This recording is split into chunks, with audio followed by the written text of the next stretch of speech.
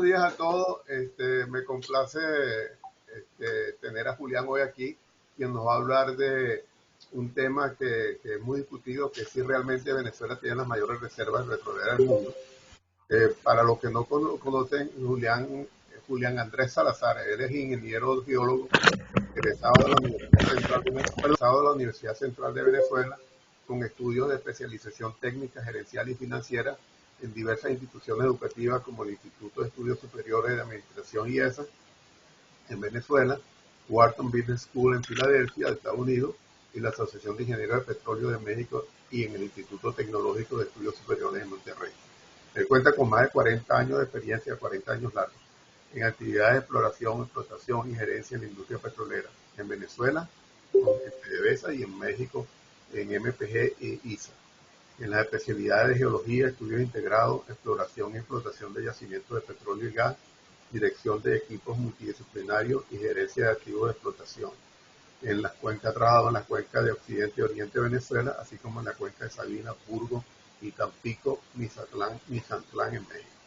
En el 2020 editó su primer libro, Gerencia Integrada de Campos de Hidrocarburos, en donde se cubren los principales aspectos de los procesos de la cadena de valor de la industria. Es un consultor y se dedica a este tipo de temas. Entonces, con ustedes dejo a Julián. Gracias, Carlos.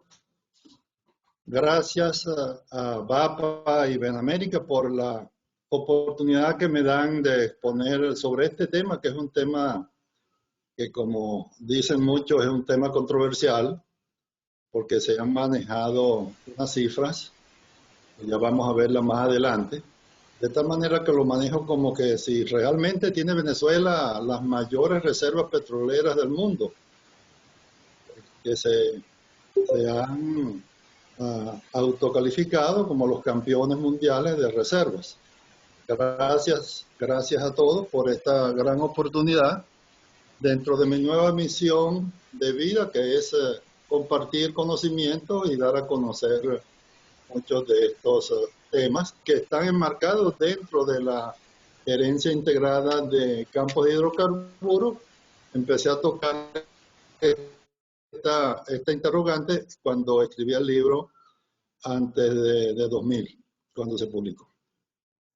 De tal manera que estoy muy agradecido con eso, y vamos a ver la presentación, primero como toda conferencia con su objetivo, luego pasamos a ver los antecedentes de las reservas de Venezuela, de dónde viene este mito que se propagó, los conceptos generales sobre reservas. En unas dos láminas ahí, una lámina ahí doy el concepto básico de lo que son las reservas y los recursos. Los conceptos generales sobre reservas, ahí viene la pregunta que diríamos, ¿es un mito o es una realidad? Y esto lo refuerzo con las opiniones de expertos petroleros, y concluimos. Aquí finalizo no con recomendaciones, sino con lo que yo debo hacer y continuar. De tal manera que vámonos al objetivo. El objetivo es, como les mencioné, dar a conocer mediante este tipo de conferencias, de publicaciones, artículos, la realidad acerca de los volúmenes de las reservas probadas, y como todas reservas, tienen que ser comerciales existentes en Venezuela, soportadas técnicamente con el fin de tener una visión transparente sobre, sobre este tema. Aquí está el cuadro. Este es un cuadro que circula mucho en las redes, porque cada vez que se publica, uno busca en las redes, en el internet, empieza a investigar sobre la palabra reserva, la frase reservas de petroleras de Venezuela, y salen miles de láminas y páginas y videos, sobre todo propagandísticos, donde aparece Venezuela como el primer país con las mayores reservas mundiales de petróleo. Y este cuadro lo atestigua. De tal manera que aquí, viendo cómo es la historia de las reservas, yendo no solamente hasta hace 50 50 años aproximadamente, donde en 1970 las reservas eran de 14.000 millones de barriles. De ahí fue que surgió aquella, cuando yo les dije en otra conferencia, y lo digo en el libro también, que ya ahí se estaba propagando en el año 69 que las reservas del petróleo de Venezuela le quedaban solamente 10 años, porque producía 3 millones de barriles diarios y tenían 14.000 millones de barriles. Entonces dividían eso entre el número de producción por día y le daba 10 años. Fíjense cómo cambian las cosas. Ya en el 81, después ya en la industria nacionalizada, se ajustó a 18.000 millones de barriles. En el 87 al 88, que es esta variación que vemos aquí, de 25 a 56, 31.000 millones, ahí también sufrió un cambio drástico para esa época por la incorporación de 18.000 millones de barriles de crudo extrapesado de la faja. Ahora, eso se unió también con los descubrimientos del norte de Monagas, Furrial, Carito, Pirital, todos esos campos que están en la parte norte de Monagas, y también con los descubrimientos en Barinas Apure. Además de las revisiones de todos los yacimientos de Oriente y Occidente y, por supuesto, sus reservas. Ya durante el 87 al 2007, vemos aquí la curva que ha habido un crecimiento sostenido, no muy drástico, de 58 a 80.000, unos 22.000 millones de barriles de incremento en esos años. Ya en 2010, como pueden observar, es que hay el incremento brusco que pasa de 99.4 a 297.6 y actualmente se maneja la cifra de 303.000 millones de barriles. Y ahí es que surge la cuestión de que somos campeones en las reservas, somos el país con la mayor cantidad de reservas. Y hay muchos comunicadores y gente que opina en las redes que somos un país rico.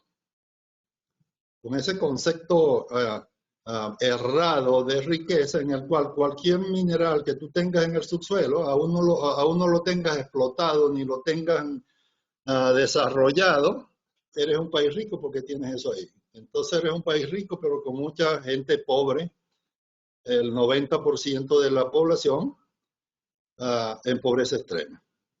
Entonces aquí están los antecedentes que tenemos sobre este cuadro, ya poniéndonos en auto sobre lo que son las reservas, la historia de las reservas de Venezuela. Aquí está gráficamente muy bien explicado. Ahora bien, ¿qué fue lo que se hizo? ¿Qué fue lo que se hizo para que hubiera ese cambio tan fuerte de 80 a 200 a 304.000 millones? ¿Qué pasó ahí? Bueno, fácilmente, ahí lo que hicieron, cualquiera dice, no, es que hubo una campaña grandísima de exploración y descubrieron cantidad de campos y eso fue una campaña gigantesca. Pero que va, ahí lo que se hizo fue que se cambió el factor de recobro de los crudos extrapesados de la faja del Orinoco de 10, que ya 10 es alto para un crudo extrapesado. Se cambió de 10 a 20% por una orden del Ejecutivo. Cámbiese, así como se decía, expropiese, dice cámbiese el factor de recobro de los campos, y así se hizo y se obedeció. De tal manera que incrementó rápidamente 223.000 millones más de un día para otro. Ahora bien, ¿de dónde viene ese mito? Como les mencionaba, fue una orden del régimen de incrementar las reservas de la faja en el 2007, y eso está bien documentado porque eso está en las intervenciones que se hizo de parte del régimen en aquella asamblea legislativa que estaba en ese entonces, y ya se mencionó que pronto iban a cambiarse las reservas. Después que hubo ese cambio y que fue aprobado por la Asamblea y fue aprobado por el Ejecutivo,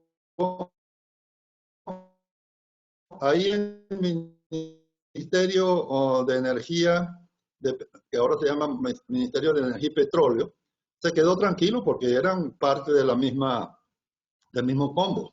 El presidente del ministerio era el ministro de ese ministerio era el mismo presidente de PDVSA.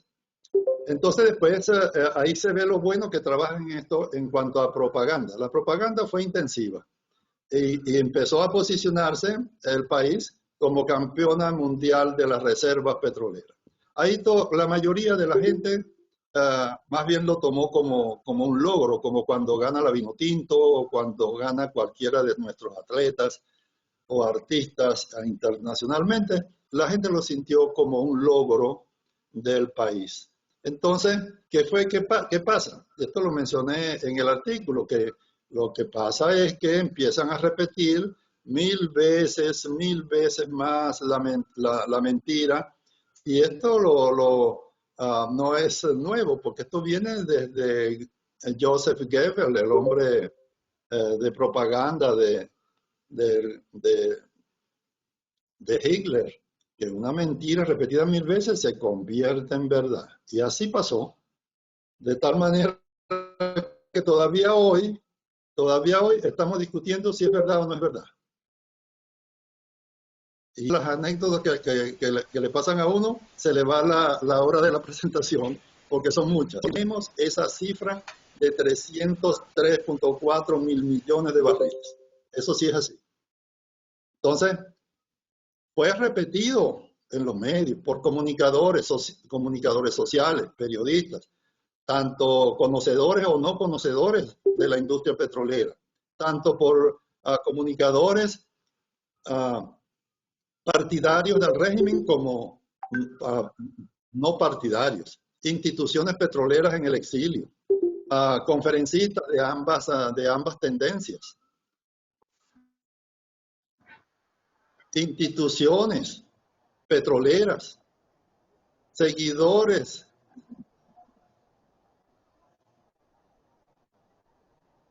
de las redes sociales, todo, la gran mayoría opinan que sí, tenemos 303.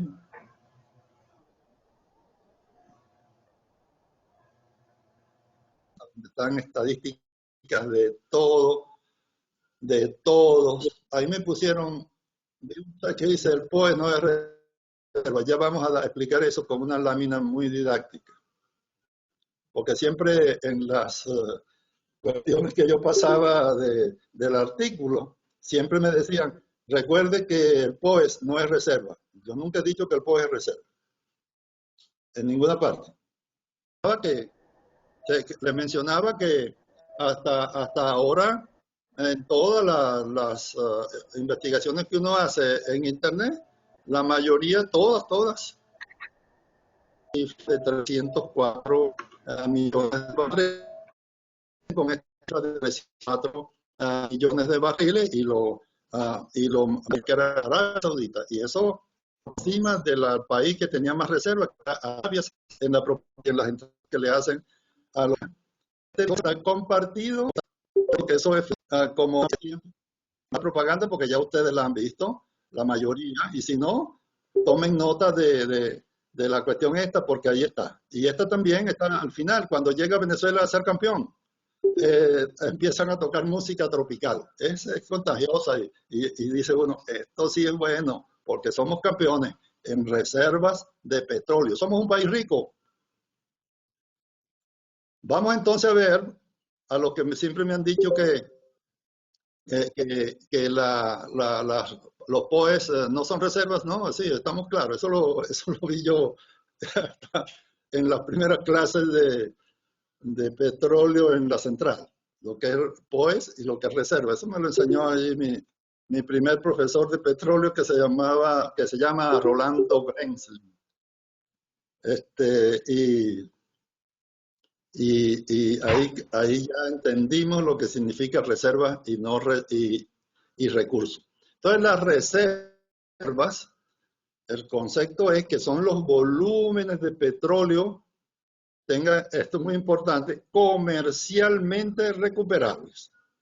Son volúmenes, son comerciales, son recuperables mediante la implantación de proyectos de explotación de esos yacimientos conocidos desde una fecha dada en adelante y bajo las condiciones definidas. Ese es el concepto clásico de las reservas. Ahora bien, para que sean reservas, tienen que cumplir que sean ya descubiertas, que sean recuperables, que tengan un factor de recuperación, un FR, que sea técnicamente demostrado, que sean remanentes, es decir, que si es un campo en explotación, se calculan las reservas totales, recuperables, comerciales, y se restan lo ya producido. Y además que sean comerciales. Es decir, que cuando se está haciendo el plan de explotación, toda la actividad, el BPN tiene que ser positivo en los años que dura la explotación del yacimiento. Tienen que tener sus indicadores económicos que indiquen que es rentable. De lo contrario, no son reservas. Pasan a ser recursos que están recursos aquí contingentes. Tal como lo mencionamos aquí. Recursos contingentes. Entonces, viendo ya el cuadro, tenemos en la primera fila el petróleo original en sitio, que es todo lo que ya vamos a ver la ecuación, petróleo original en sitio POES. Luego, el petróleo descubierto inicial en sitio. Puede ser descubierto comercial o descubierto no comercial. Los no comerciales son los recursos contingentes. Y están las reservas comerciales. Las reservas comerciales vienen a ser las reservas 3P. Las 1P, que son las probadas, las 2P, que es la suma de las probadas más las probables, y las 3P, que es la suma de las probadas, probables y posibles. Ahora, cuando hablamos de los 303 millones de barriles, se menciona que es reservas probadas. Lo único es que también le añaden los condensados y los líquidos del gas natural. Entonces tenemos todo lo que es líquidos probadas. Ahora, ¿qué es las reservas probadas? Las reservas probadas son aquellas que tienen una certeza razonable. ¿Por qué? Porque ya han sido probadas por pozos exploratorios o por pozos de avanzada, con pruebas de producción, y con eso se calcula y se estima cuál es el tiempo que dura el pozo produciendo y cuándo es su agotamiento y qué tasa de agotamiento tiene. Eso lo determinamos mediante los estudios de geociencia, estudios de geociencias e ingeniería de yacimiento, con pruebas de producción de pozos, y son recuperables comercialmente desde una fecha dada en adelante. Y están contenidas en yacimientos conocidos bajo condiciones económicas, métodos de operación y reglas gubernamentales definidas. Después sigue bajando el tipo de reserva y entramos en las probables. Ya las probables y posibles no son probadas. Las probadas son las que ya han sido probadas mediante pruebas. Entonces las probables están más allá del volumen probado, soportada con información geológica y de ingeniería de yacimiento insuficiente para considerarla como probada. Y más alejada de las reservas probadas y probables están las posibles, que están ubicadas más allá de las probables, con más incertidumbre que las probables, obtenida con la información técnica de geología y de ingeniería de yacimiento. Están los recursos contingentes, que son aquellos que están fuera de la reserva de los límites 3P. Son potencialmente recuperables, pero en la actualidad, con los precios de petróleo que estén, si están en precios bajos, por supuesto que sí, las reservas que antes las calificaban como posibles empiezan a llamarse recursos contingentes, porque no son comerciales. Porque todo esto tienen que ser comerciales, probadas, probables y posibles. Y están los recursos prospectivos, que es aquellos que se ven en los plays de exploración, en el cual se ven ya con la sísmica algunas estructuras que pueden tener acumulación de hidrocarburos, y eso se cuantifica aproximadamente cuánto puede tener de recursos prospectivos. Entonces, ya visto esto, reiteramos que tienen que ser descubiertos, tienen que ser recuperables, tienen que ser remanentes y comerciales. Si no, no son reservas.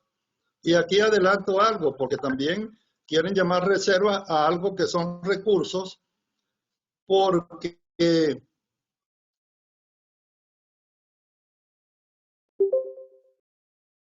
tienen que tener un plan de explotación. Y lo primero que te pregunta un auditor de reservas es: ¿tienen un plan de explotación para estos 3 años? No, no lo tengo. Ah, entonces si no lo tienes es cero.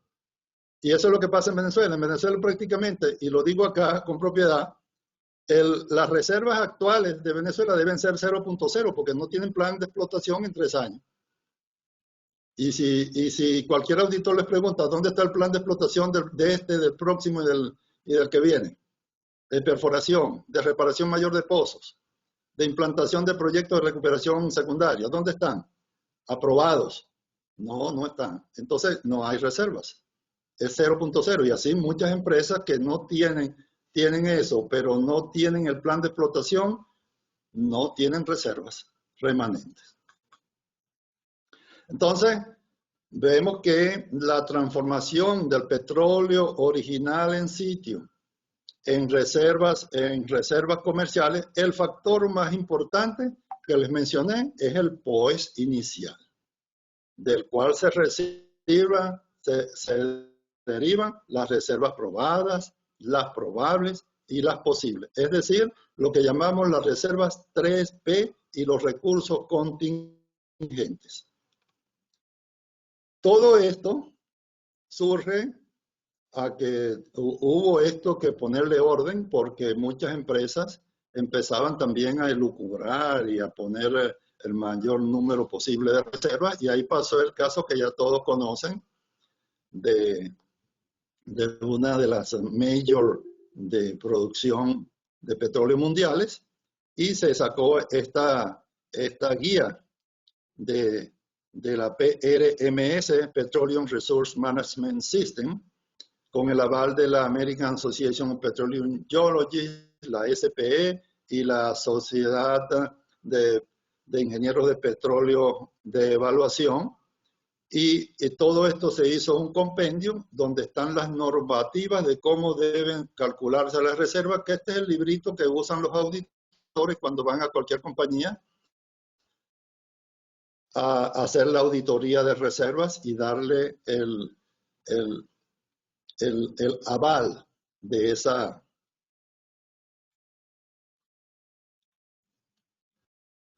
Por lo tanto, es necesario contar con la mejor estimación del principal recurso representado por las reservas que soportan el plan de explotación de los nuevos campos. Si no hay plan de explotación, no hay reservas. Entonces vemos aquí, reitero esto, que es necesario contar con un plan, una estimación del principal reserva que soporten el plan de desarrollo de los campos, y el cálculo de reservas comerciales lo hacemos mediante los métodos volumétricos determinístico y probabilístico. Probabilístico es cuando hacemos el plan de caracterización inicial después de haber descubierto un campo. Como tenemos poca data, se hace un estimado probabilístico, y también lo que siempre usan los auditores, que es por el método de balance de materiales, es decir, por declinación de la producción pozo por pozo. Y con eso te da el tiempo de duración, y con la sumatoria del volumen acumulado de petróleo, el NP, y de gas, calculan entonces las reservas remanentes de ese campo. Ahora bien, ¿qué factores intervienen para calcular el POES? Intervienen el área, el espesor, la porosidad, la saturación inicial de petróleo, el factor volumétrico y el factor de conversión. Esto es lo que le enseñan a uno en la primera clase de introducción a la geología del petróleo. Y aquí está la fórmula, muy clara, donde el factor FR es uno de los factores que están usando acá para levantar las reservas, que es el factor de recobro. Aquí está la fórmula: A por H por porosidad, por saturación inicial de petróleo, por factor de convención, por factor de recobro, dividido entre el factor volumétrico del petróleo. El factor, la ecuación del cálculo del POES recuperable es un rol muy importante jugado por el factor de recobro. El factor de recobro final es la fracción entre la producción acumulada esperada del campo al final, en el tiempo que va a durar, se estima que dure el campo, y el POES total del mismo. Eso me da el factor de recobro final. Ese factor de recobro puede variar primero por las características del petróleo. No tiene un factor de recobro igual un pesado que un extrapesado, que tiene 5 a 10% de factor de recobro, que un condensado liviano y mediano, que oscila entre 30 y 35%. De acuerdo al empuje. Si es por expansión roca-fluido, es 5%. Y si tienen acuífero activo, como la de los que están en el frente, en el flanco andino, está en el orden del 30%. Y por el método de producción, no es el mismo factor de recobro. Si el método de producción durante toda la vida útil del campo es por producción natural, que si le implantamos métodos de recuperación secundaria o terciaria o mejorada. Perdón, aquí los métodos de producción es por primaria, o por bombeo neumático, o por bombeo mecánico, o por implantación de bombas electrosumergibles. Todo eso interviene en el factor de recobro. De tal manera que cuando uno hace el cálculo del factor de recobro, tiene que estar soportado por un proyecto piloto, en el cual se demuestra prácticamente que ese proyecto piloto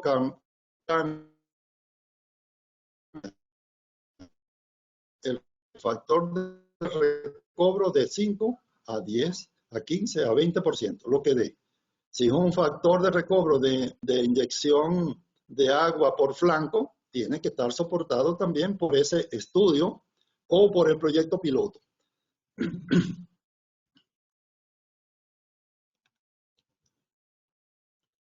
Entonces, la pregunta que me surgía al principio, hace ya ciertos años, cuando incluí esto en el libro, ¿es un mito o es una realidad? Ya de ahí empecé a investigar y vi que sí hay algunos autores que objetaban estas cifras, y uno de ellos fue Aníbal Martínez, un colega geólogo que fue presidente de la Sociedad Venezolana de Geólogos y un hombre muy reconocido a nivel de país y a nivel mundial, en el cual él decía en su último libro, La faja del Orinoco, editado en 2004, que en la PDVSA democrática se estableció para la faja un POE de 914 millardos de barriles y se declararon reservas probadas de 37.1 millardos, usando un moderado y razonable factor de recobro de 4.1. González Cruz, él escribió en varios artículos en su blog y en la revista Petroleum, de los cuales tomo aquí uno muy importante, que es el artículo número 18, el barriles de papel número 18, que habla del factor de recobro de la faja del Orinoco. Y él destaca, y leo textualmente, si la faja, acorde con la cifra de PDVSA, tiene un volumen de petróleo original en sitio de 1.360 millardos de barriles y se exige usar un factor de recobro de 20%, significa que deben recuperarse unas reservas de 272.000 millones de toda la faja. Y sigue escribiendo que, ahora bien, para producir semejante volumen en los 40 años que exige la ley, porque la ley, y según el Ministerio de Energía y Petróleo, tienen que ser 40 años cuando se da un acuerdo con una empresa, se producirían anualmente 6.8 millardos, es decir, 18 millones de barriles diarios para poder llevar a eso. Es decir, que esto es irrealizable. Imagina cualquier técnico y no técnico lo que significa producir semejantes volúmenes. Perdón. ¿Cuándo será necesario responder algunas preguntas? ¿Dónde van a mejorar? ¿Qué harán con los volúmenes de coque, de azufre y de agua asociados a producirse? ¿Por qué puertos venezolanos podrán salir? Es decir, no hay plan de explotación. Si no hay plan de explotación, no existen. No existen las reservas, y menos reservas probadas. Continúa González Cruz y dice, debemos insistir en que esas reservas no cumplen con la normativa del Ministerio de Energía y Petróleo, en términos del factor de recobro que se le está asignando a los crudos de la faja, de 20%, así como con el tiempo económico de producción de la misma. En 40 años es inexplotable. No se puede producir eso. Hay que hacer un volumen de trabajo tan gigantesco que es irrealizable. Y aquí menciona que semejantes volúmenes no pueden ser producidos en el tiempo económico que establecen las normas. Por lo tanto, es elemental para producir 296.500 millones de barriles en 40 años que se requiere cada año producir 7.4 millones de barriles. Es decir, 20.3 millones de barriles diarios. Aquí son 7.4 mil millones para producir 20.3 millones de barriles por día. Una cifra inalcanzable.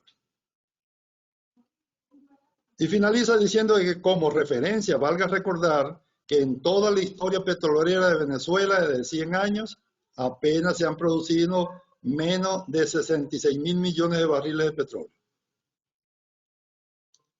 Y aquí está la fuente.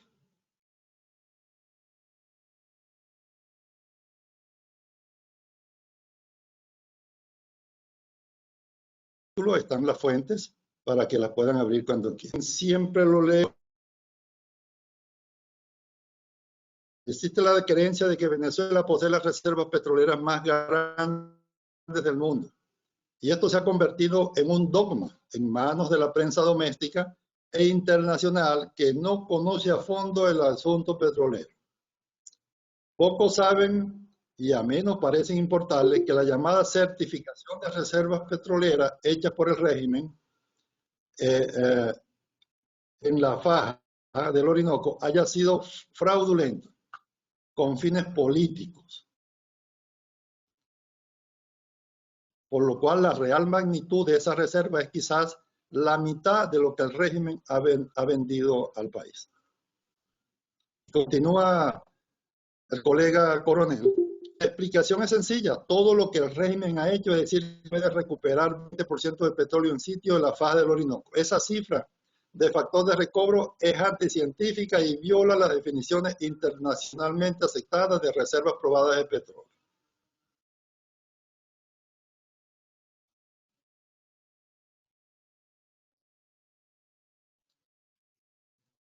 A la luz se conoce y desconoce del petróleo y del bitumen de la faja del Orinoco.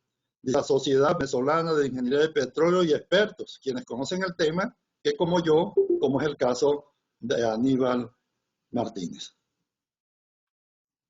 Y finaliza Gustavo Coronel, pero nadie escucha, y los ingenuos chavistas le creyeron a su líder, quien se llenó diciendo que Venezuela era la principal potencia petrolera del mundo, y murió diciéndolo. Y ahora lo siguen repitiendo los técnicos desprestigiados del régimen, a lo del Pino y Ramírez. Y aquí está la publicación en un portal de una universidad de Colombia. De tal manera que aquí está, y ya de aquí sacamos el último, que esto lo vi antier, el artículo más reciente. Este artículo fue escrito por Jesús Abud y prologado por Juan Fernández, y participó también en esto Daniel García y Domingo Marcicovetre, en un informe de agosto de 2022 sobre las reservas probadas de petróleo de Venezuela, análisis técnico de oportunidad. Aquí resumo que en el mismo se concluye que las reservas probadas de 300.000 millones de barriles no cumplen con los requisitos técnicos comúnmente aceptados para su determinación. Sus reservas probadas quizás estarían en el orden de los 60 a 80 millardos de barriles. Los hacedores de políticas públicas deben entender que los recursos en el subsuelo que no tengan posibilidad de ser producidos en un futuro cercano no tienen valor alguno para la nación. Y esto lo publicó ayer en el Nacional. Me lo pasó un colega, en la cual copié e inserté este resumen publicado ayer 4 de agosto en el Nacional. Pues sí, ahí tenemos. Ahí ya prácticamente sacamos la conclusión de que es un mito, no es una realidad. Perdón.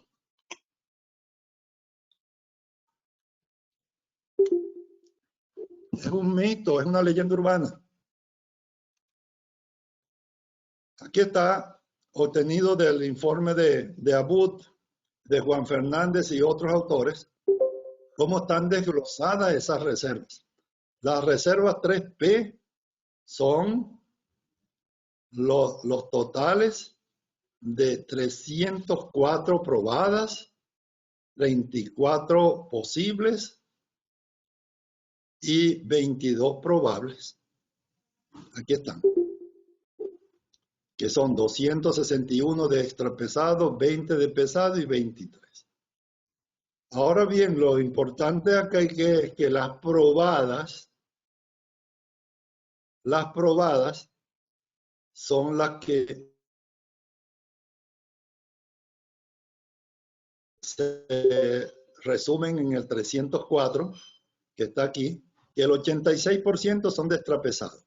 Y lo demás, que es y 20 de pesado y extrapesado, tal como se indica aquí en el diagrama respectivo.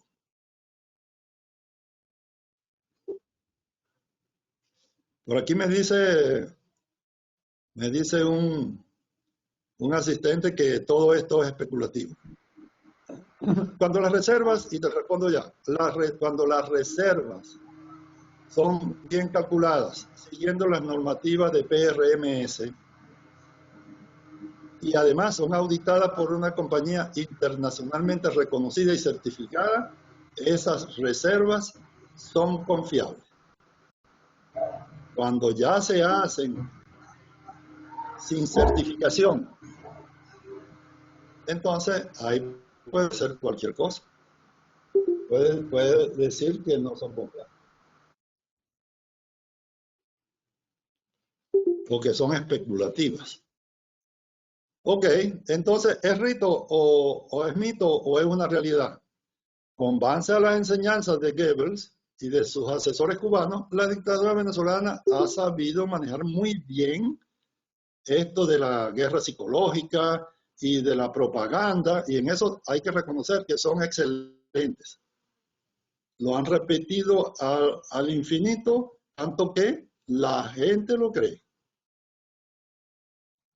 Y digo yo la gente, no todo el mundo, profesionales, petroleros exiliados, etcétera, etcétera. Han hecho exitosamente su trabajo de hacer creer en este fraude del incremento de las reservas probadas a 300.000 millones de barriles de petróleo, y han sido tan exitosa la propaganda que comunicadores sociales reconocidos, organizaciones y grupos técnicos repiten en las redes sociales sin siquiera determinar su validez. A manera de anécdota muy corta, recientemente un colega geólogo llamó a varios colegas para que formáramos un chat de WhatsApp de geólogos de Venezuela. Y yo me metí ahí. Y ya después, cuando ya van como por 80 y pico de inscritos, dice una colega, yo me salgo de este chat porque este chat es de puro chavista. Y además está prohibido hablar de PDVSA y prohibido hablar de política. Entonces va a estar uno aquí, entonces yo mejor me salgo. Yo no creía eso, pero después dije, déjame publicar en este chat el artículo de las reservas venezolanas que escribí en la revista Petroleum. Lo publiqué. No, cuando lo publiqué, me cayeron como una jauría a criticarme, a decir que eso no era posible, porque las reservas estaban probadas y certificadas. Y me daban a entender como que yo no había leído. Es que tú no has leído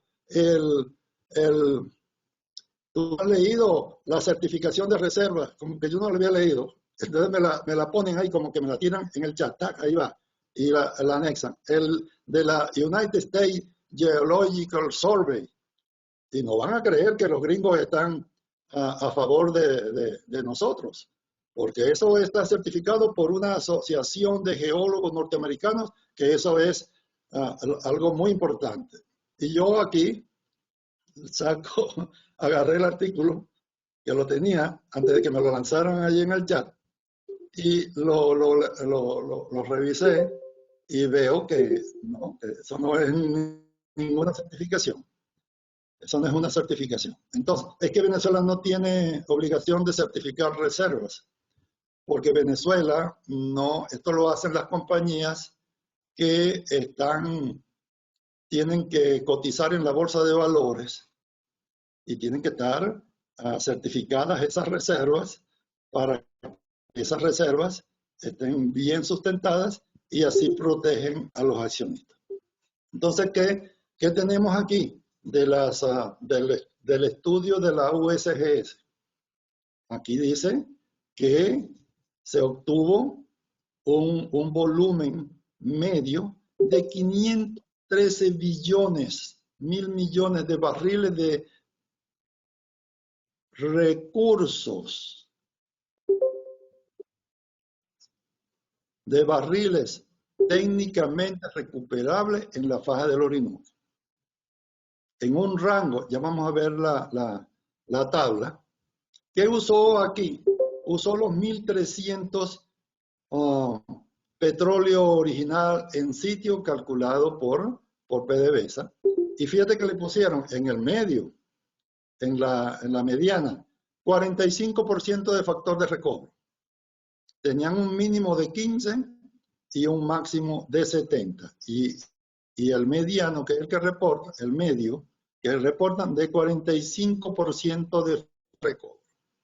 Eso da un valor mínimo de 380.000 millones y un máximo de 652.000 millones y un mediano de 513.000 millones. Pero lo importante es lo que dice aquí, y ya más adelante lo resumo, que es que ahí no se hizo ningún intento de estudiar las reservas estimadas económicamente recuperables. Son recursos lo que se habla ahí. De tal manera que esto no es eso de la USGS, y eso lo repiten en las entrevistas que hacen a los expertos que están a favor del régimen allá en Venezuela. Eso fue cantidades de videos grabados donde dicen y repiten que eso fue certificado por una asociación norteamericana. Ahora bien, en resumen, en la PDVSA, vamos a resumir aquí las principales frases de lo que se habló en esta reunión, que la PDVSA democrática, según dice Aníbal Martínez, se estableció para la faja un POE de 914 millardos y se declararon reservas de 37.1 millardos de barril, usando un factor de recobro razonable de 4.1%. Esto lo dijo Aníbal Martínez en 2004. Diego González dice que las reservas de 303.8 mil millones de barriles de petróleo no cumplen con la normativa del Ministerio de Energía. Les decía, el resumen y las conclusiones están las de Aníbal Martínez, que lograron escuchar, la de 3.8 mil millones de barriles, no cumplen con las normativas del Ministerio de Energía y Petróleo en términos del factor de recobro que se le está asignando a los crudos de la faja, de 20%. Así como al análisis económico de producción de las mismas en 40 años. ¿Me escuchan bien? Es el punto de cualquier cosa me avisan. El factor de recobro, según Gustavo Coronel, de 20% es anticientífica y viola la definición internacionalmente aceptada de reservas probadas de petróleo. Certificación de reservas petroleras hechas en la faja ha sido fraudulenta, con fines políticos y propagandísticos. Aquí Jesús Abud y otros autores dicen que las reservas probadas de 300.000 millones de barriles no cumplen con los requisitos técnicos comúnmente aceptados para su determinación. Las reservas probadas quizás estarían en el orden de 60 a 80 millones de barriles. Yo concluyo acá, después de analizar todos estos autores y todo lo que he investigado, que para crudos pesados y extrapesados como los de la faja, el factor de recobro confiable está en el rango entre 5 y 10%. La reserva de Venezuela es de 303.8 mil millones de barriles. La conclusión es que es un mito moderno implantado por la repetición sistemática de una falacia en una campaña de propaganda, la cual ha sido muy efectiva y exitosa. Y finalmente, el informe de la USGS, se usaron promedios excesivamente altos de 45% de factor de recobro y se obtuvo un rango de recursos, ahí lo dicen claro en el paper de la USGS, de recursos no descubiertos recuperables de 380, usando el factor de 95% y 652 de 5%, para un promedio min de 513 mil millones. Y aquí concluyen que esta es la traducción del cuadrito que está allá.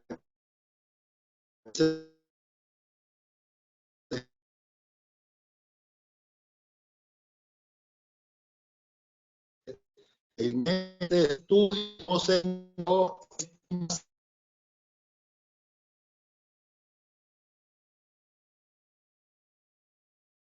Se en volvió a este cortar, estudio Jesús, no está se congelado. intentó Julián, está estimación, congelado. ya sea económica faja. Lo más importante, la producción de petróleo. Ahora sí me oye. Sí, por favor, repite lo último. Esta última, el punto 6, es el resumen del informe de la USGS, la United States Geological Survey, donde utilizaron un promedio de 45% de factor de recobro y los 1.300 millones de POEs. Y se obtuvo un rango de volumen, y lo dicen claro, volúmenes de recursos no descubiertos recuperables, oscilan entre 380 y 652. Y un mediano de 513, un medio. Y concluye en su parte final del estudio que en este estudio no se intentó estimación, ya sea económicamente, de recursos recuperables dentro de la faja. Lo más importante, estos resultados no implican nada acerca de la tasa de producción de petróleo pesado sobre la probabilidad de recuperación de este. Además, está implícito que no hay marco de tiempo para uso razonablemente de la tecnología de recuperación previsible. Es decir, esto no es una certificación, como se ha venido manejando. Entonces, en conclusión, ¿qué recomiendo o qué me recomiendo yo mismo? Continuar investigando para no caer en esa trampa de repetir la propaganda generada por la dictadura sobre esta falsedad de ser un país con las mayores reservas. No convertirme en divulgador de fake news, porque cada vez que si yo agarro una de estas noticias y le doy compartir y además le pongo un comentario positivo, me convierto en un caballo de Troya y me convierto en un favorecedor y cómplice de los ejecutores de la política antiprofesional de la gente del régimen de destrucción de la industria petrolera y de mentir. A fin de evitar la consolidación de este mito, continuar con la defensa de mi punto de vista, el cual es sostenible técnicamente, tal como se encontraba antes de 2010, en el orden de los 80.000, que era lo que estaba antes de 2010. Y que en eso coincide con el informe de Abud y de Juan Fernández, que he sacado del informe de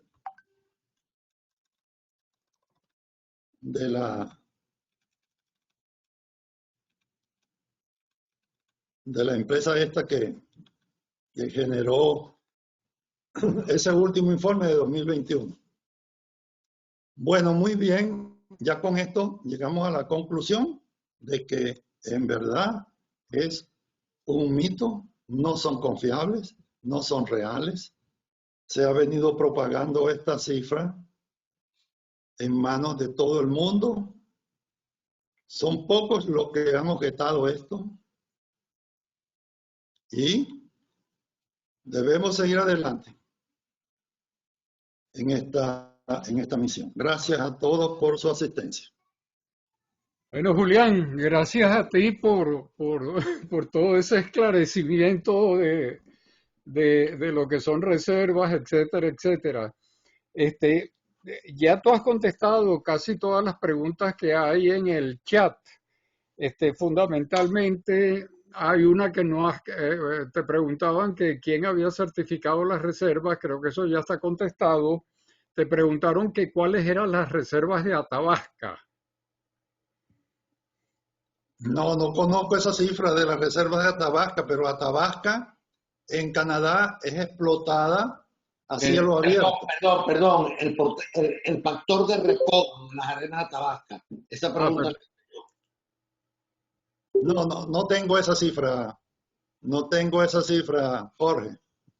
Ese factor de recobro es un método completamente diferente porque es a cielo abierto. Es minería. 90%. Es que la paja tiene una parte hacia el este que se puede explotar por minería a cielo abierto. Lo que pasa es que en Venezuela no hace falta, porque 70.000 barriles de petróleo son 150 años de explotación. Ok. Bueno, mira, Julián, pero ligado a eso, entonces te hacen la pregunta, considerando la producción que ha tenido la faja hasta la fecha y según tu criterio, ¿cuál sería un factor de recobro adecuado? El factor de recobro que estaba antes, 10%, y todavía es un poco alto. Ok. Oscila entre 5 y 10% para crudos pesados. Y Aníbal Martínez menciona un factor de recobro razonable. Y no fue escrito así en muchísimos años, fue escrito en el 2004 en su libro de la faja petrolífera del Orinoco. Ok.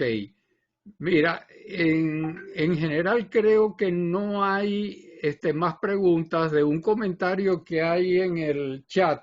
Se podría generar una pregunta que es, si las reservas dependen de factores comerciales, no varían con el precio del petróleo. Sí, por supuesto. Hay reservas que son, no reservas, hay recursos contingentes, que esos están ahí, que no están catalogados como reservas, tal como lo muestro en el cuadro. Yo no sé si puedo ir a la presentación, no, quedó detrás de la ventana esta de asistentes. Entonces, sí, pero la podemos poner si quieres, Eva. Yo te la puedo poner. Okay. Déjame abrirla. Pero a medida que aumentan los precios del petróleo y se hacen proyecciones de esos precios a largo plazo, entonces se hace el cálculo económico de BPN y tasa interna de retorno y tiempo de pago y todas esas cosas. Entonces ya ahí cambia y esos recursos se pueden transformar fácilmente. Están los recursos contingentes. Esa es una contingencia que está ahí para cuando aumentan los precios del petróleo, pero recuerda que los precios tienen que ser a largo plazo, en toda la vida útil del campo, que se hacen análisis con base a los precios actuales, pero eso va fluctuando. Entonces, se saca un promedio con nuevos precios y entonces, ya con eso en la mano, esas reservas, recursos contingentes pueden pasar acá a reservas probadas. Si hay pozos aquí que fueron probados pero resultan antieconómicos, ese pozo con el nuevo precio se transforma en un pozo, una producción económica, y por ende son económicas esos recursos que estaban ahí y se transforman en reservas probadas. Ok, mira, vamos a pasar entonces al derecho de palabra. Yo sé que muchos de los que han puesto comentarios quizás quieran pedir la palabra para explicar sus dudas. Están en el derecho de palabra Ricardo Padrón, Ángel Molina, Simón Antúnez, Pedro Figueroa, Carlos Sánchez, Luis Velázquez. Entonces creo que hay bastante. Vamos entonces a empezar con Ricardo Padrón. Adelante, Ricardo. Recuerda que son 3 minutos máximo. ¿Cómo no? Bueno, en realidad yo tengo una pregunta y un comentario. La pregunta es que, de acuerdo al cuadro que mostraste, que las reservas saltaron de 86 millones a 300, con solamente por duplicar el factor de recobro de 10 a 20. Sin embargo, si nosotros duplicamos el factor de recobro de 86 volúmenes de 86 millones, sería 172 millones, pero se levantó a 303. O sea que hay una diferencia de 131 millones que se incrementaron.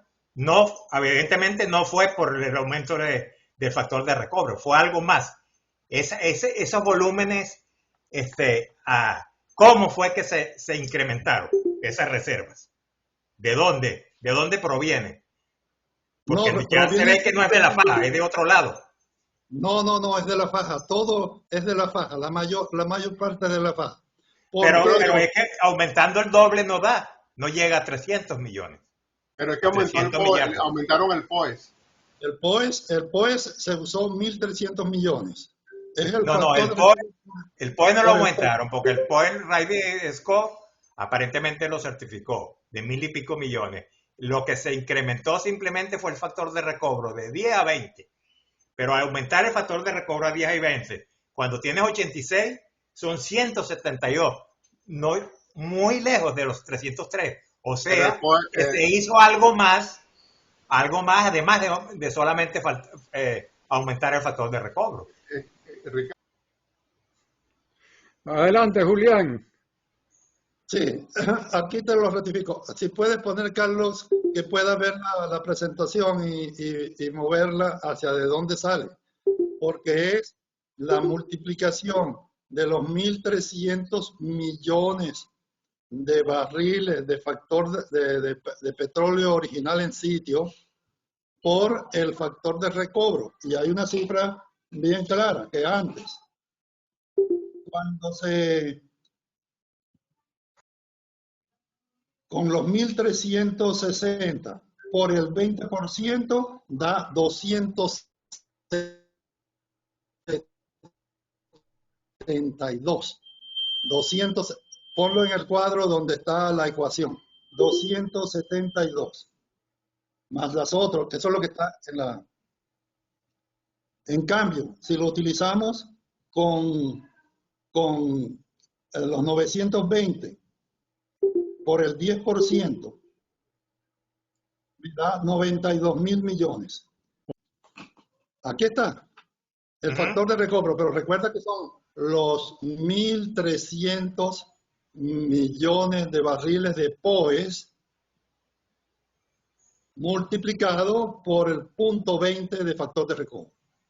Pero entonces no es duplicar el factor de recobro, se hizo algo más, porque ¿me entiendes? Porque estás aumentando de 86. Ricardo, ajá. Cuando se calculó el 80, el POES era 920. Y por eso, pero cuando se pasa al número grande, el POES 920 lo pasaron a 1300. Ajá, y multiplicaron ese 1300 por 20. Sí, bueno, eso es lo que yo entiendo. Y lo que se produjo hasta ahora no se le sustrajo. No sé. Yo no he leído el informe. Porque son reservas. Si multiplicas por 20, pero tú has producido bastante de la faja y tienes que restárselo, o sea que no es. Sí, pero yo no sé, yo no he leído el informe de Radio. O sea, lo que pasa es que no está un poco confuso, ¿no? La cuestión. Yo creo que no es solamente aumentar, hicieron algo más, además de aumentar el 20%. Y lo hicieron con otros crudos, probablemente con liviano mediano, con otros pesados diferentes a la faja. Lo que pasa es que, claro, como la faja es el mayor volumen, se habla de la faja. Pero realmente yo creo que se hizo algo más para poner esa reserva en 300.000 millones de barriles, adicionalmente a lo de la faja. Sí, pero el principal factor... Okay. Ricardo, yo creo que ya está bien hecho el punto. Vamos a dejar que explique Julián y vamos a pasar a los otros. No, porque tenía una pregunta y un comentario. Antes que pase Julián, nada más el comentario de lo del factor de recobro de crudo pesado de 4.1%. Ya eso no es... hoy en día la tecnología ha avanzado y ya en crudos inclusive pesados, y eso lo ha mostrado Canadá, se obtiene inclusive mucho más que 20% aplicando recuperación térmica mejorada. Pero bueno, ya ese no es el caso, es simplemente un comentario. Que no nos amarre que tiene que ser 4% el recobro en crudos pesados. Puede ser mucho más, claro. Hay que hacer inversión y ser comercial, por supuesto. Ok. Bueno, Julián, vamos a darle la palabra a Ángel Molina.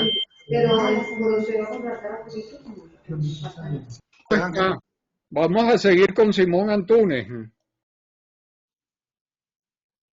Adelante, Simón. Adelante, Simón.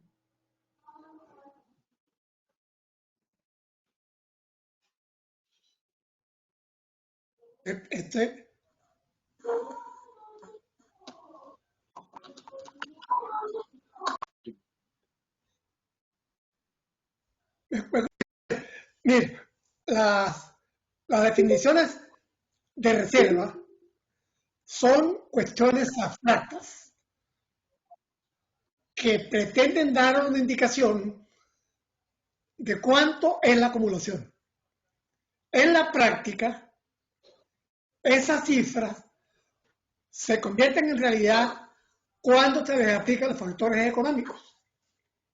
Y desde este punto de vista, las reservas venezolanas de hoy son cero, porque no son económicas producidas. Y la principal razón es que el régimen venezolano puso una tasa de impuesto del 50% de las entradas netas después del costo de producción. Eso hace antieconómico cualquier explotación de petróleo. Sin embargo, nadie niega que Venezuela tiene la reserva que dice que tiene.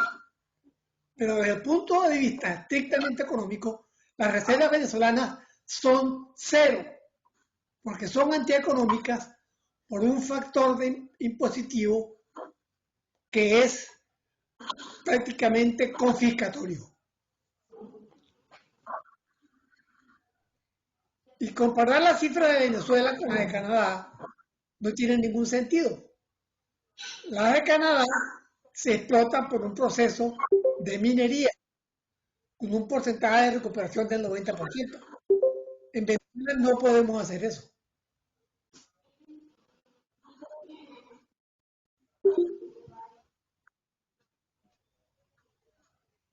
Punto y aparte.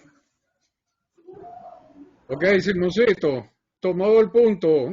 ¿Tienes algún comentario, Julián? Bueno, coincido con lo que menciona Simón Antunes, que las reservas, también él opina que las reservas son cero actualmente porque es antieconómico.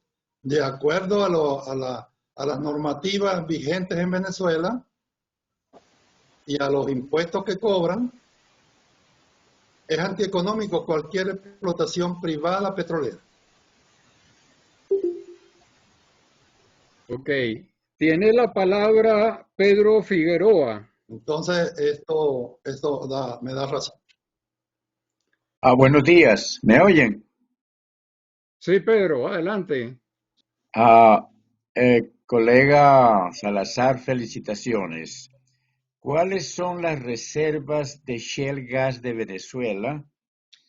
Y en los estudios que inició el Departamento de Energía en el 2013 y 14, con las reservas técnicas de Shell Gas en 30 y después en 42 países, ¿qué significa? No tengo esa respuesta, estimado colega, no tengo respuesta para eso porque no es el tema de la presentación actual. La presentación actual se refiere a los 303 millones de barriles de reservas probadas de petróleo. Tiene también algo de el condensado más los líquidos naturales. Y no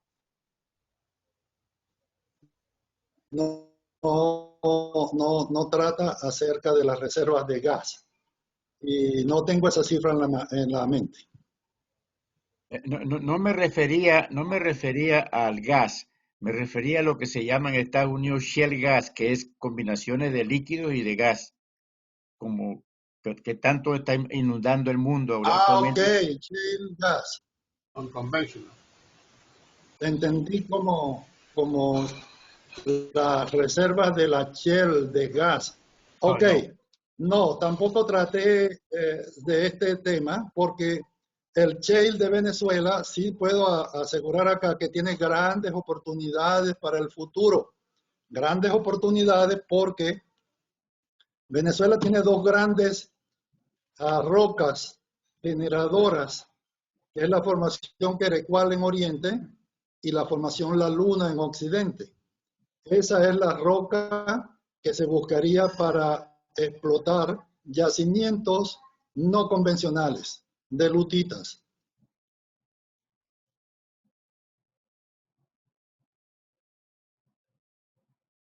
Tiene la respuesta a los volúmenes probables.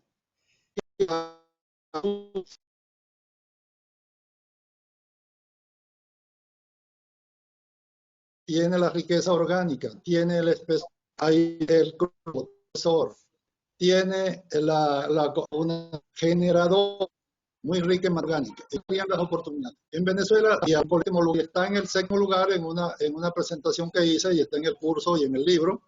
Venezuela ocupa el puesto séptimo en reserva, no reserva, sino en recursos técnicos. Aquí responde Adrián Sánchez. No tuve tiempo de ver el... Aquí habla de Mito Juan Colón. Aquí dice Adrián Sánchez. A Venezuela pasaría... No, bueno, no lo veo bien. Y fíjate que caemos en el término de reservas de shale, reservas de lutitas. No, ahí no hay reservas. Reservas tienen que ser descubiertas mediante pozos, tienen que ser remanentes, tienen que ser económicamente explotables. Y en Venezuela no se ha hecho nada. Venezuela lo que tienen son oportunidades en esa tecnología para en el futuro, cuando venga la democracia y el respeto a las inversiones, ahí se puede hablar de que hay oportunidades y cualquier empresa puede investigar y producir esos recursos. Ahora bien, dicen aquí que es un tesoro escondido. Sí, ahí está. Pero tengamos claro, porque ya los países de América Latina, todos, y hay una presentación que hice en este mismo auditorio con nuestra gente de Papa Ven América, que fue las dos grandes amenazas que tiene la industria petrolera. Primero, el antifracking y segundo, el calentamiento global. En esa presentación, el antifracking está dominando en casi todos los países. Está prohibido en toda América Latina, desde el norte en México hasta en todos los países, excepto en Argentina, que todavía está activo porque estaba activo y produciendo mucho, que son los yacimientos de vaca muerta. Pero ya el plan ya en Colombia prácticamente se puede dar por perdida la explotación con lutitas, porque ya fue metido en el Congreso y fue que se hiciera un plan de estudio de 4 pozos, pero fue objetado por la comunidad y los ambientalistas y ya eso está parado. Y el gobierno prohibió de ahora en adelante todo lo que es exploración y explotación petrolera en Colombia. O sea que, y en Venezuela está ocurriendo algo que muchos expertos venezolanos oportunidades de shale en Venezuela, en la cuenca de Oriente y en la cuenca de Occidente. Pero la respuesta a la pregunta es que Venezuela sí tiene grandes oportunidades para explotación de yacimientos no convencionales de lutita en el occidente de Venezuela, en la formación La Luna, y en el oriente en la formación Querecual. Ok. Bueno, mira, siguen en el orden de palabra Carlos Sánchez, Luis Velázquez, Gustavo Landaeta, Jesús Abud, Jorge Cancoff y Oman Oquendo. Adelante, Carlos. Julián, yo sé que no es tema de tu presentación otros países, pero me llama la atención Por ejemplo, las reservas de Arabia Saudita están bien calculadas, o ellos también utilizan estas estrategias que usó el gobierno venezolano. ¿Tú sabes algo? Pues ahí se puede de las compañías independientes de terceros. No tengo eso claro, no lo conozco, porque esa es una compañía del reino, de la corona, no es una compañía privada. Y no sé si cotiza en la bolsa. Todos los que me conocen, necesito que me ayuden. ¿Me escucharon? Sí, sí, te escuchamos. Muy bien. Adelante, Eduardo. Ok, Está en mute, Eduardo. Okay. tiene la palabra Luis Velázquez. Sí, buenos días a todos. Julián, como siempre, creo que hiciste una muy buena recopilación de opiniones de gente muy seria sobre el tema de esta magna reserva, el proyecto que Chávez llevó las reservas del país hasta el infinito y más allá.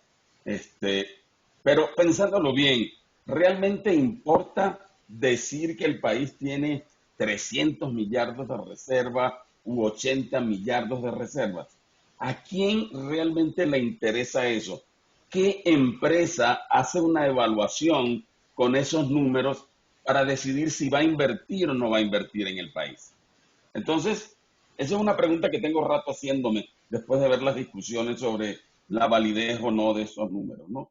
A mí me parece, y es mi opinión muy personal, que lo importante es el valor que tienen las reservas remanentes en un campo que me haya sido asignado a mí como empresa, o los campos que se le asignen a cualquier empresa. De paso, en Venezuela, y ahí alineado un poco con lo que dijo Simón y lo que tú has dicho anteriormente, el costo, y alejándome un poco del régimen fiscal, pero aterrizando a la realidad de los campos venezolanos en este momento, el costo de reemplazar o de reparar esa infraestructura existente en esos mismos campos es lo que va a entrar en la ecuación y es lo que muchas reservas en ese momento van a saltar al lado de no económico y por lo tanto van a dejar de ser reservas, teóricamente hablando, según la fórmula. A lo mejor habrá gente que le meta dinero a volúmenes de hidrocarburos que pudieran no ser reservas por un rato, ¿no? Eso por un lado lo quiero plasmar. Y el otro, lo que dijo, no recuerdo quién fue el que lo dijo, uno de los asistentes, realmente hay un tesoro escondido en las recursos de lutitas, de gas de lutita y de petróleo que debe haber allí en la luna. Yo estuve en el río donde aflora la luna, allá en Perijá, y vi el afloramiento, y realmente eso huele fétido por la materia orgánica que contiene la luna. Si esa luna se perfora por los lados del pie de monte de Perijá, mira, eso pudiera ser como el Eagle Ford. Y allí tenemos un tesoro que está esperando para ser de alguna manera perforado y evaluado y hacer todos los estudios que se requieren. Infraestructura por allí, por Perijá, existe. Hay varios campitos que perforamos cuando Lago ven, San José, San Julián. Y de paso, lo mejor es que tenemos a Boscán allí, a quien se le puede vender todo ese crudo que debe ser liviano, y de esa manera alivianan Boscán. Y Chevron pues ya tiene toda esa infraestructura para sacar volúmenes importantes desde Boscán. O sea que el shale gas, el shale oil, allí en la Sierra de Perijá, debe ser una tremenda oportunidad cuando pues, recuperemos la democracia y todo lo demás. Sí, el Y campo sí, estrella, hay que invertir. Y bueno, y Alturitas y todos los demás. Sí. Bueno, eso era mi comentario, dos comentarios. Julián, no sé si tienes alguno de tu parte.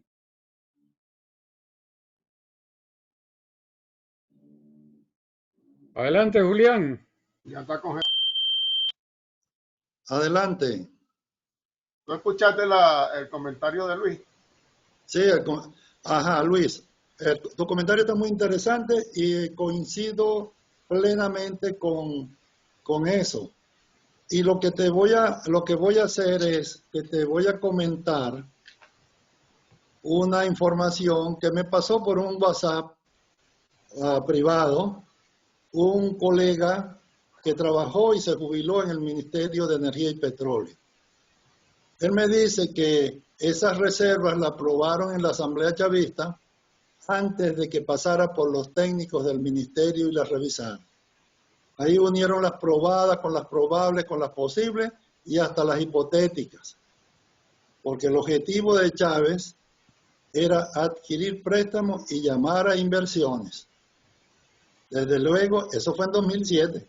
Desde luego que hay reservas, pero se deben revisar por ser petróleo pesado y extrapesado y no fueron definidos los yacimientos. Y no solo eso, se infló el factor de recobro para las reservas secundarias porque no se enfocaron en realizar efectivos proyectos pilotos de recuperación suplementaria que demostraran ese recobro. Las extensiones son muy grandes y le asignaron a países que no tenían experiencia en hidrocarburos, como por ejemplo Cuba. Eso es una conversación privada escrita entre un colega del ministerio. Y sí, yo estoy de acuerdo y ahí coincidimos que hay grandes oportunidades en Occidente, en el shale de la formación La Luna, en el área de Tierra Occidente. Sigue en la palabra Gustavo Landaeta. Sí, buenos días y felicitaciones, Julián, por tu presentación. Siempre es grato recibir tu comentario y tu experiencia sobre el negocio, ¿no? Yo también soy geólogo de Tacarigua, como Julián, de la isla de Margarita, y muy orgulloso por toda la experiencia que tiene Julián.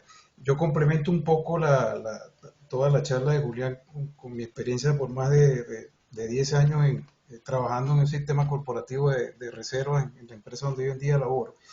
Es que la PRMS es un organismo que se ha creado a nivel mundo es para medir a todas las empresas con la misma vara y que la definición de reserva sea ecuánime para todas las empresas. O sea, Julián lo ha diferenciado muy bien lo que es recursos de reserva. Y el tema recurso, ahí se incluye todo lo que implica el yacimiento, toda la definición del yacimiento, llámese el POES, el factor de recobro X, dependiendo del tipo de yacimiento, pero después hay algo que se llama reserva. Y Julián lo ha dicho muy claro, la reserva tiene que ser descubierta, remanente, económica, y hay una palabra que es la que cierra esa tabla de definición de reserva de la PN, de esa progresión de recursos de reserva de la PRMS, que es la comercialidad. ¿Y qué significa comercialidad? Tiene la comercialidad, además de tener el descubrimiento, debe tener un proyecto definido, el respaldo de un proyecto definido para poder explotar el yacimiento y su desarrollo.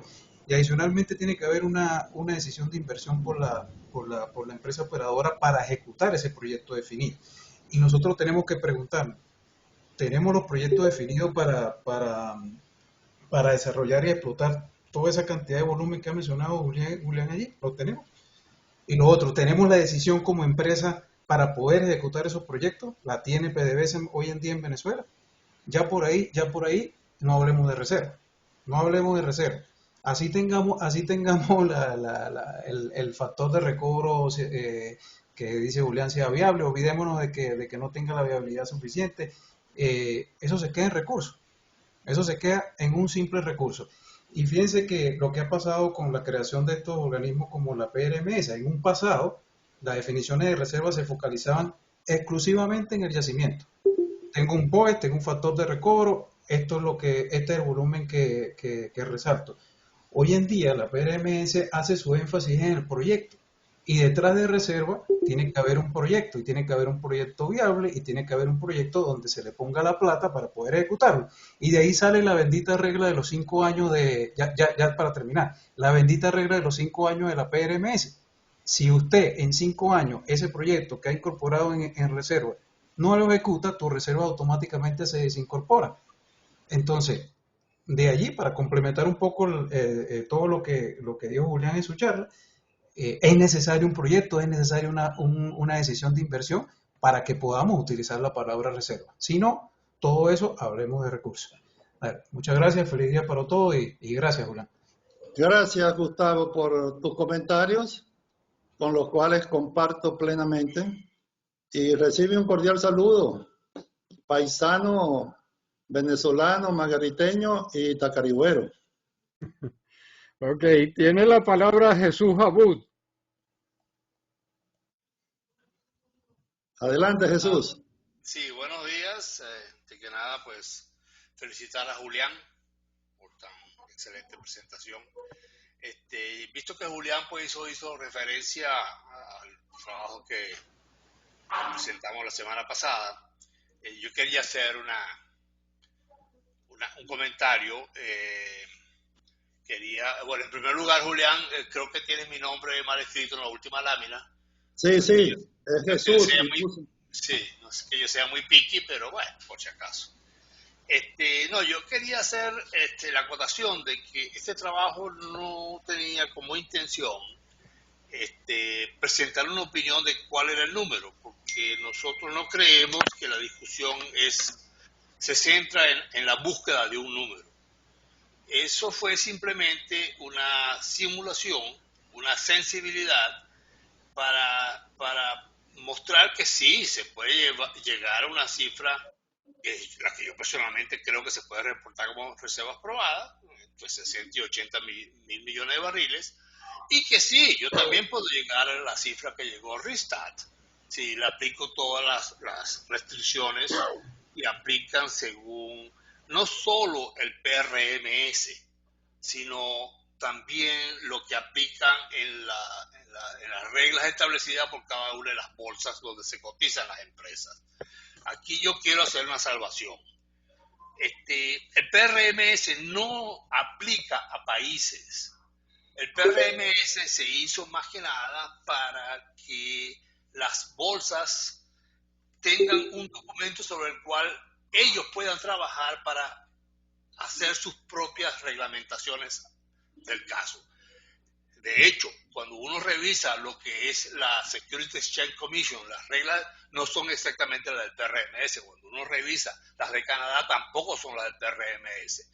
Y además es muy sencillo, pues cómo uno va a imaginarse que un país que pretenda tener su base de recursos en un sistema, lo vaya a estar cambiando, pasándolo de reservas a recursos y de recursos a reservas cada vez que cambia el precio, No, eso no es factible.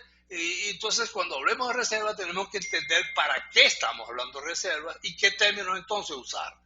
Es verdad, clara la separación entre reservas y recursos, pero también hay que entender que los países necesitan conocer más allá de lo que son las reservas probadas. De otra manera no pueden hacer su planificación a largo plazo. Luis Velázquez dijo sí, que lo que importa son las reservas de los proyectos y que estos sean naturalmente vendibles a los efectos de financiación. Yo tengo otro comentario, pero como Eduardo me estaba mostrando el teléfono, me lo reservo para la próxima sesión. Gracias. Gracias, Jesús. Gracias. Bueno, sigue en el orden de palabras Jorge Cancofo, Julián. Adelante, Jorge. Bueno, muy buenas tardes a todos, Julián. Excelente tu presentación. Quería mencionarte, bueno, al oír tu acento ya sabía que eras de Margarita, así que igual que Tomás Mata. A mí verdaderamente me sorprende cómo hay grupos de venezolanos, de geólogos, que tengan esa diferencia tan grande en la cifra, y más aún una falacia de las reservas que tú mostraste que no son así. Entonces, y de nuevo, pues es muy importante, fíjate que tú mencionaste en el chat que ustedes tenían que habían una cantidad de gente infiltrada. Eso ha sido mi preocupación, que es algo difícil de controlar, pero hay que tener mucho cuidado porque lamentablemente estos delincuentes están metidos en todas partes y ya lo hemos visto. Pero la pregunta mía, ¿no hay una organización independiente que pudiera verdaderamente certificar las reservas? No solamente Venezuela, no sé si existe, perdona mi ignorancia, pero yo no soy geólogo, soy ingeniero químico. Entonces no hay alguien que pueda decir y que verdaderamente todo el mundo crea en esa reserva. porque si no vamos a estar en lo mismo. Un grupo va a decir que las reservas son estas y otro grupo va a decir que son las otras reservas. Entonces mi pregunta es, ¿no hay manera de que un organismo independiente pueda certificar las verdaderas reservas? Yo no digo no solamente de Venezuela, de cualquier otro país. Gracias, Jorge, por la pregunta. El organismo independiente, como lo mencionó también y lo ratificó Jesús Abud en su pasada intervención, es para aquellas compañías privadas que intervienen y cotizan en las bolsas de valores. Y eso lo implantaron a través del análisis del grupo de PRMS. Ese grupo sacó esa normativa para que se hablara el mismo lenguaje y guiara a las compañías certificadoras, que generalmente son compañías consultoras privadas ligadas a la parte de estudios de subsuelo, de ingeniería de yacimientos y geología y explotación de campos petroleros, que ellos tienen y han sido certificados por la PRMS para llevar a cabo ese trabajo.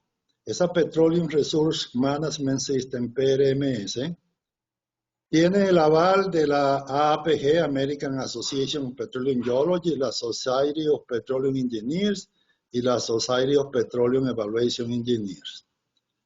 Y eso, como menciona Jesús, que coincido con él, es que eso no aplica para países, no aplica para compañías cuyo propietario sea un país.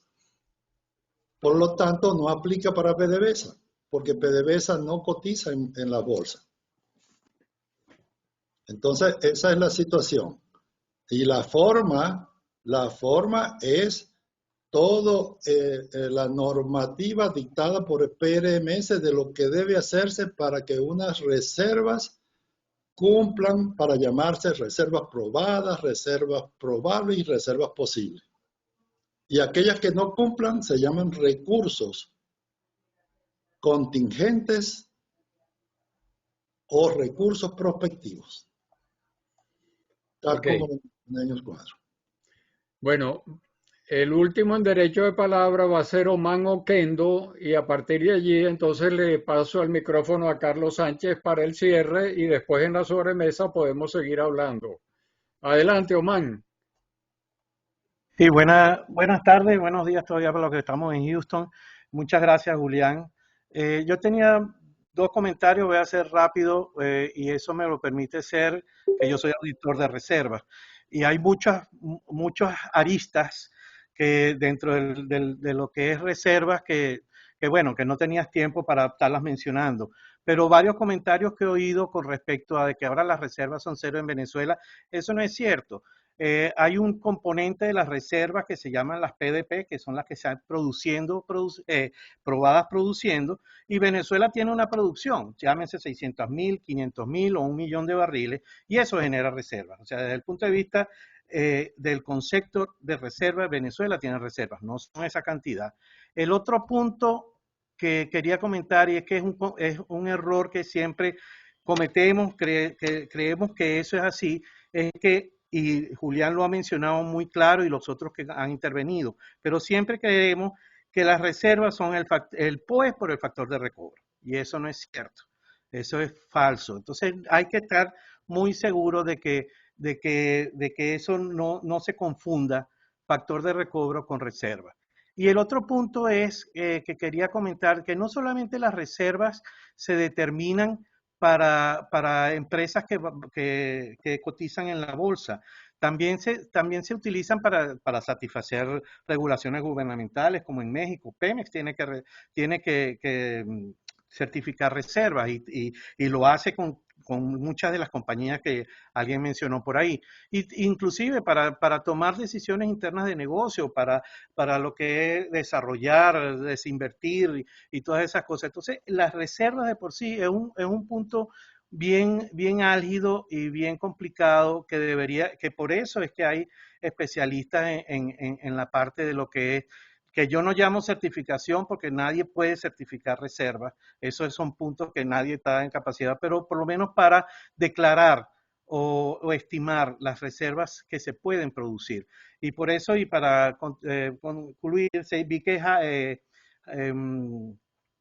alguien incluyó la nueva versión del PRMS, que es del 2018, donde se incluyeron algunos conceptos. Y entre esos conceptos que se incluyeron justamente fue el de recursos técnicamente recuperables, que lo llaman el TRR. Y ese es básicamente para evitar confundir lo que puedan ser reservas con recursos y con lo que es la parte de lo que es factor de recobro por POE. Entonces, eso era básicamente mi comentario. Julián, muchas gracias. Yo sé, nosotros compartimos también un chat en México que también nos complican la vida con respecto a lo que a la parte política. Pero bueno, muchas gracias por la presentación y bueno, mucho gusto a todos y feliz día. Gracias, Osman. Gracias y muy importante tu intervención, con lo cual también me aclara algunos conceptos. Cada día uno aprende. Okay. Carlos, si quieres tomar el micrófono, Richard está pidiendo la palabra, podemos darle la palabra a Richard y después toma tú el control. Vamos a dárselo en la sobremesa. Ah, ok. Bueno, Julián, vamos a cerrar formalmente la presentación, ya tenemos 2 horas prácticamente. Gracias por tu participación, conversatorio, con la forma de interactuar con el grupo, con el equipo, con los asistentes, y gracias a todos los asistentes por haber estado hoy. Hoy tuvimos una cifra bastante elevada en el webinar. Bueno, disculpa, ya para finalizar la presentación formal y entrar en la sobremesa, le doy gracias a todos los asistentes, que vi que también fueron bastante comparados con otras partes, y lo que me satisface es que la gran mayoría coinciden con muchos de los conceptos aquí emitidos, y eso me llena de satisfacción para que no sigamos compartiendo esta cifra espectacular que se habla de los 300.000 millones, y es decir que cumplimos con la misión de divulgar y dar a conocer todos estos conceptos. Gracias a todos, gracias Carlos, gracias Bapa, gracias Benamérica por esta oportunidad. Muy bien.